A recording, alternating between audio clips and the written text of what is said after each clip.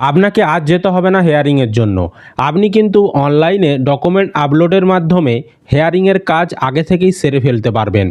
একটি নতুন ফর্ম এসআইআরের দেওয়া হয়েছে, সেই ফর্ম পূরণের মাধ্যমে যাদের বানানের ভুল ছিল তাদের সমস্যাও সমাধান করা যাবে। এছাড়াও যাদের আত্মীয়ের নাম 2002-এর ভোটার লিস্টে ছিল না, যারা ফর্ম জমা দিয়েছিল, যাদের নাম খসড়া ভোটার তালিকায় রয়েছে, তারাও কিন্তু ডকুমেন্টস জমার মাধ্যমে হেয়ারিংয়ের নোটিশ থেকে বাঁচতে পারবেন।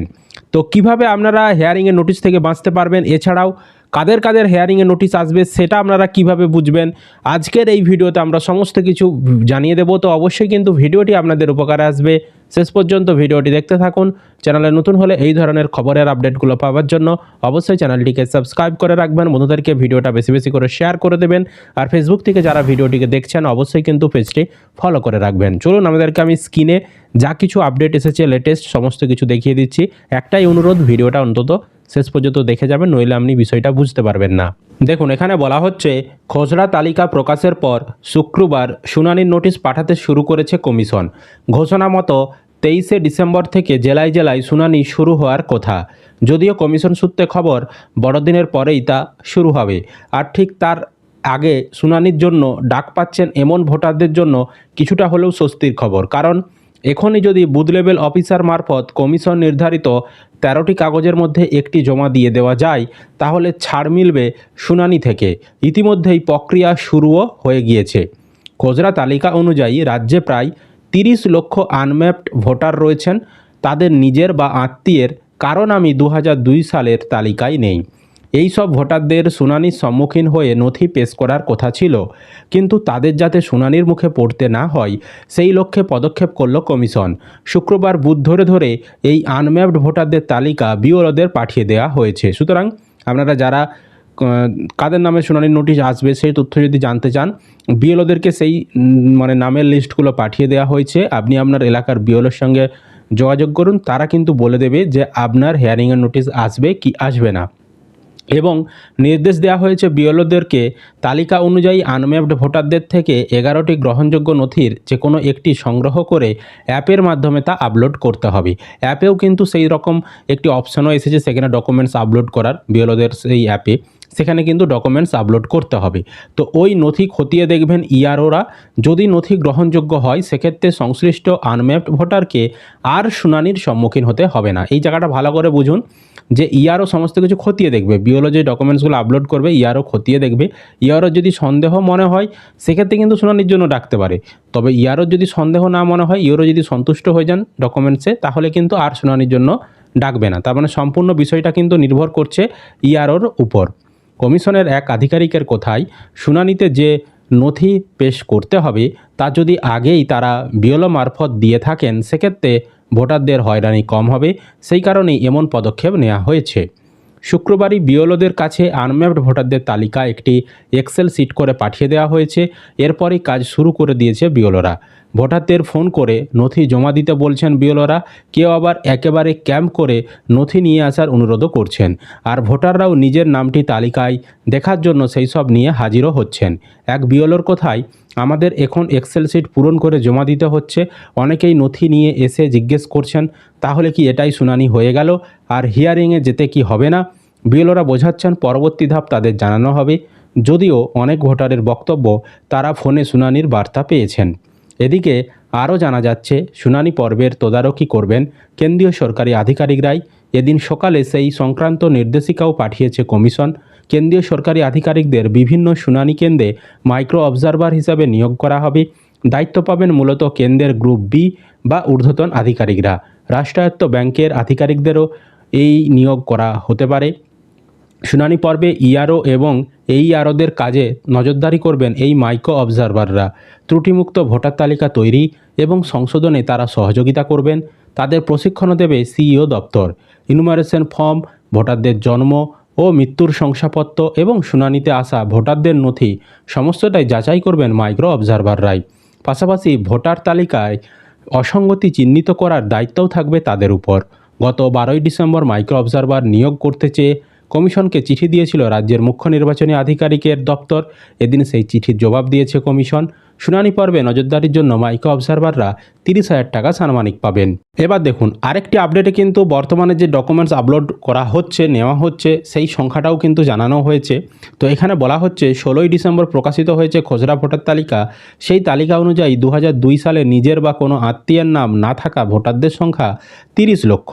তো এই 30 লক্ষ মানুষকে কমিশনের নির্ধারিত 13টি নথির একটি পেশ করে প্রমাণ করতে হবে তিনি ভারতীয় ভোটার। আপাতত সেই কাজই চলছে জোর কদমে।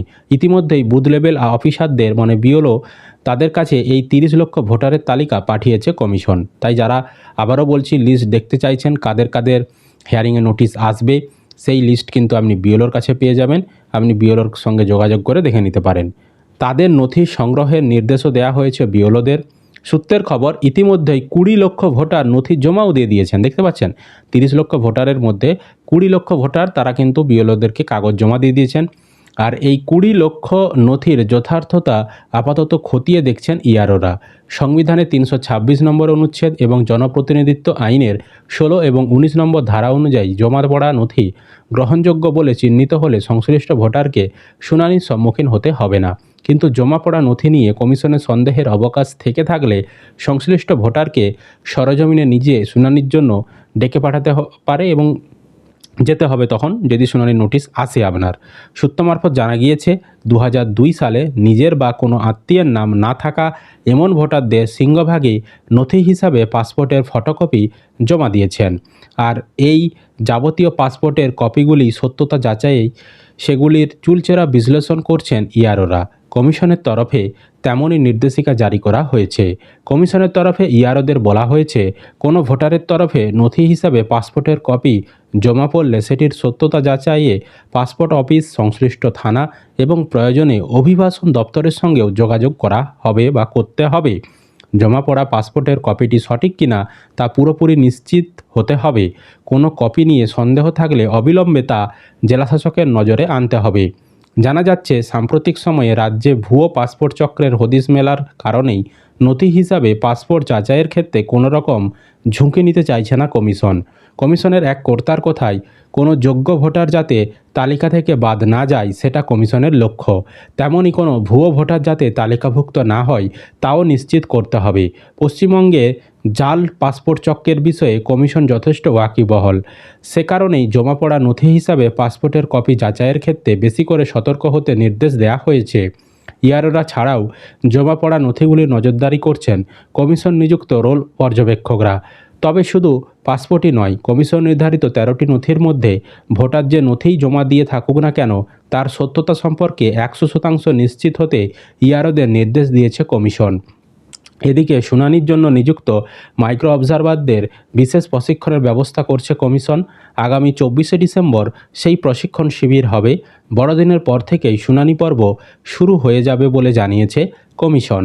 এছাড়াও কিন্তু বিএলও অ্যাপে আবারও একটা অপশান দিয়েছে, যেই অপশানের মাধ্যমে বিএলওরা যাদের নামের বানান ভুলের জন্যে আবার ফর্ম ব্যাক চলে এসেছে, যাদের ভেরিফিকেশন করতে আবারও নির্দেশ দিয়েছে, তো তাদের ডকুমেন্টস আপলোড করার একটা অপশান দিয়েছে। এখানে দেখতে পাচ্ছেন যে ওনার পেরেন্টস, যে আপলোড প্রুফ অফ রিলেশনশিপ পেরেন্টসের যে ডকুমেন্ট সেটা আপলোড করতে বলছে। ধরুন আপনি এসআইআরে আপনার বাবার তথ্য দিয়েছেন, বাবার নামে সমস্যা রয়েছে, নামে ভুল রয়েছে, মিলছে না, ম্যাপিং হচ্ছে না, সেক্ষেত্রে বাবার একটা ডকুমেন্ট এখানে কিন্তু জমা করতে বলা হচ্ছে। বিএলওকে দিয়ে দেবেন, বিএলও সেই ডকুমেন্টসের ফ্রন্ট সাইড এবং ব্যাক সাইড আপলোড করে দেবে।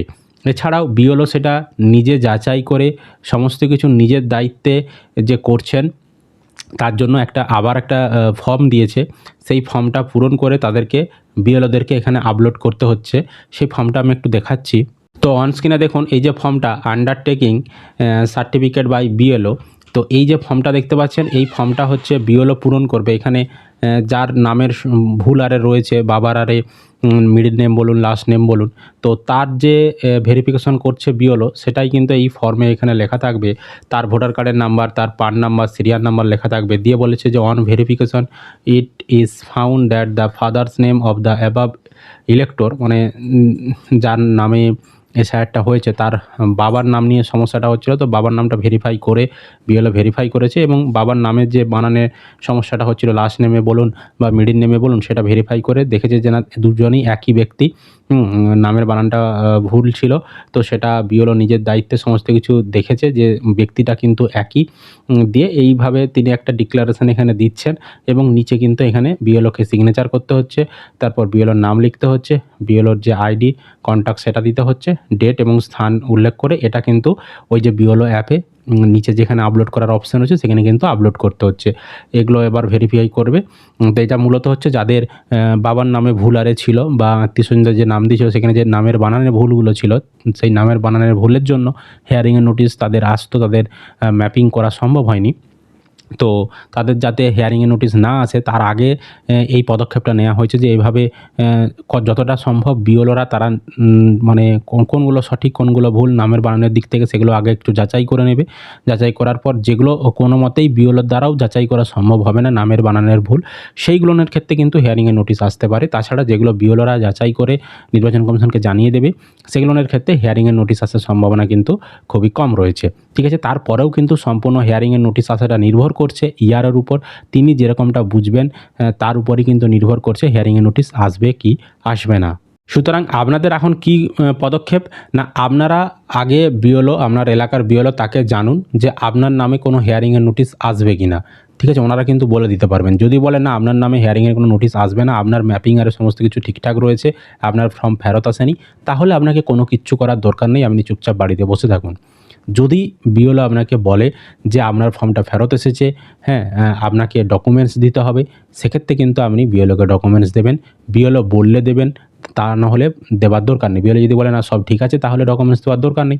যদি বলে না ভুল রয়েছে, আপনাকে ডকুমেন্টস দিতে হবে, তো আপনাকে যার ডকুমেন্টস চাইবে বা যেভাবে যেরকম ডকুমেন্টস চাইবে সেরকম আপনি বিএলওকে কিন্তু দিয়ে দেবেন। বিএলও কিন্তু ওনাদের অ্যাপে আপলোড করে দেবে। তো এর ফলে কি হবে, আপনার যে হিয়ারিংয়ের নোটিশটা আসার সম্ভাবনা 100% ছিল, সেই সম্ভাবনাটা কিন্তু অনেকটাই কমে যাবে। আপনি যদি সঠিক প্রমাণ দিয়ে দেন তাহলে কিন্তু হিয়ারিংয়ের নোটিশ আপনার নাও আসতে পারে। ঠিক আছে, তাহলে অনেকটাই আপনার ঝামেলা কমে গেল। আর যদি আপনি ডকুমেন্টস না দেন সেক্ষেত্রে হিয়ারিংয়ের নোটিশ আসবে, সেক্ষেত্রে আপনাদেরকে হিয়ারিংয়ে যেতে হবে, সেখানে ডকুমেন্টস নিয়ে সেখানে প্রমাণ দেখাতে হবে, সেটা একটা আবার বেশি ঝামেলা। ঠিক আছে, বোঝাতে পেরেছি? তো আপনাদের কেমন লাগলো নির্বাচন কমিশনের এই আপডেট অবশ্যই কমেন্ট করে জানাবেন। ভিডিও ভালো লাগলে লাইক করবেন, বন্ধুদেরকে ভিডিওটা বেশি বেশি করে শেয়ার করে সকলকে খবরটি জানতে সাহায্য করবেন। ফেসবুক থেকে যারা ভিডিওটিকে দেখছেন অবশ্যই কিন্তু পেজটি ফলো করে রাখবেন। ইউটিউব থেকে যারা ভিডিওটি দেখছেন চ্যানেলটি সাবস্ক্রাইব করতে ভুলবেন না।